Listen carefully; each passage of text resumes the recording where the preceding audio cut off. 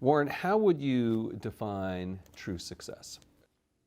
Well, I've said many times that if you get to be 65 or 70 and later, and the people that you want to have love you actually do love you, you're a success. I've never seen anybody that reaches that age. I mean, I'm not talking about somebody that's in extreme poverty or pain or something, but I've never seen anybody that, if they have a lot of people that love them, that is other than happy. And I've seen some very, very wealthy people that they give testimonial dinners to and name schools after and everything. And nobody loves them, you know. Their own kids would say, he's in the attic, you know. But he never came. What are, say, 3 pieces of advice you would give to people who are looking to succeed in business? Well, by far the best investment you can make is in yourself. I mean, for example, communication skills. I tell the students that come that they're going to graduate schools and business, and they're learning all these complicated formulas and all that. If they just learn to communicate better, and both in writing and in person, they increase their value at least 50%. And, I mean, if you can't communicate, somebody says, you know, it's like winking at a girl in the dark. Nothing happens, you know, basically. And you have to be able to get forth your ideas, and that's relatively easy. I did it myself with the Dale Carnegie course. Some people wish I'd taken a shorter course now in terms of my talking later on, but it's just hugely important. And if you invest in yourself, nobody can take it away from you. I mean, the second thing, which I'll get a certain criticism for not living it, but I do tell those students, you know, that if I gave you a car and it'd be the only car you get in the rest of your life, you take care of it like you can't believe. Any scratch, you'd fix that moment. You read the owner's manual. You keep a garage and do all these things, and you get exactly one mind and one body in this world. And you can't start taking care of it when you're 50. By that time, you'll have rusted out if you haven't done anything. So you should really make sure that you just remember that you just got one mind and body to get through life with and to do the most with it. What about life advice? Well, life advice is, you know, the most important thing, aside from the things I've talked about already, is really who you associate with. You want to associate with people that are better than you are. I mean, basically, you'll go in the direction of the people that you associate with, and you want to have the right heroes. You want people, if you want to emulate somebody, you better pick very carefully who you want to emulate. And when obviously you can't pick your parents. They're going to have an enormous influence on you, but you don't get a choice on that. But you get choices as you go down the line, and who you admire, who you want to copy, and the most important for most people in terms of that decision is their spouse. It's also important in terms of a partner in business, but the partner in life is the most important one. You want to pick a spouse that's better than you are, and then he or she, and you hope they don't figure it out too fast. Great. Biggest mistakes people make when investing?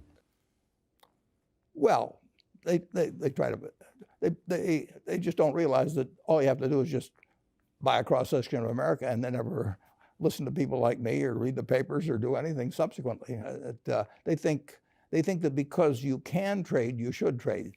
You buy a farm, you buy an apartment house, you can't resell it tomorrow, and you know the cost of moving around. Now you get something handed to you, liquidity, you know, which is instant. You can sell, and the cost of doing it are pennies, you know, compared to other kinds of investment activity. So because they can so easily move around, they do move around, and moving around is not smarter than investing. You have a pretty cool morning routine regarding what you have for breakfast and how prosperous you feel. What is that? Well, I now actually send somebody over to McDonald's usually to get me something. Since the publicity I got from earlier describing my habits at McDonald's, I now have somebody go in the office, but that was more for entertainment value. I eat exactly what I like to eat. If I liked it on my 6th birthday, at my 6th birthday party when we had hot dogs and hamburgers and Coke and ice cream with chocolate, I still like it. And I don't care about anything subsequently. I discovered it all by the time I was 6. if somebody offered me a deal when I was 20 and said, you're going to live 1 year longer, instead of living to 88, you'll live to 89 or whatever it may be, if you eat nothing but broccoli and Brussels sprouts and onions and all these things. I just said, I'll take the last year off. It probably won't be that good anyway. I mean, so I eat what I like to eat. I'm not venturesome in that area. I like how you lumped in onions with broccoli and Brussels sprouts. Well, Never heard that. I just don't happen to like onions, but no, I don't put them in the same category. Okay. You and George H.W. Bush, I think. Is business school worth it? Depends on the person, much more than it depends on the school. I mean, I wouldn't worry.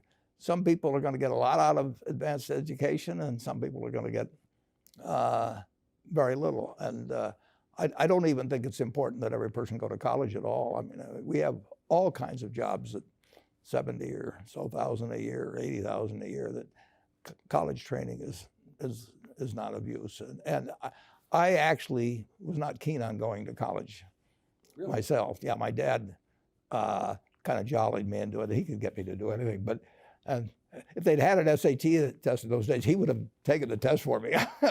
but because I knew I could have a good time, and I liked investing, and I didn't really feel I could read the books. So I don't, it's a big commitment to take 4 years, and the cost involved, and maybe the loans involved, and everything. And I think, depending on what your interests are in life, I don't think it's for everybody. I think it's for a lot of people, but there ought to be a reason you're going, and I didn't really see much reason. All right, last question. So lightning round, so there's a few. Do you ever drink water? Only under duress. What is your favorite all-time song, Warren? It's undoubtedly, it's My Way. What about movie? Favorite movie? Well, I like The Bridge on the River Kwai because of there were a lot of lessons in that. Plus, it was enormously fascinating. Catchy tune also. Pardon me? Catchy tune also. Yeah, Right. very. Right. But the ending of that was sort of the story of life. He created the railroad, and did he really want the enemy to come in across it? Got it. Favorite book? Well, the favorite book from an the book that had the most impact on my life was The Intelligent Investor by Ben Graham. I knew you were going to say that. Favorite TV show? It's probably going to be it would be Nebraska in some huge bowl game and winning. And finally, what do you carry in your wallet, and how much money do you tend to carry around? Well, I probably carry maybe $400. I actually my wife likes to use the cash, so I just take home a chunk of cash every now and then she doles it out. She looks at my billfold and sees whether all the hundreds are gone.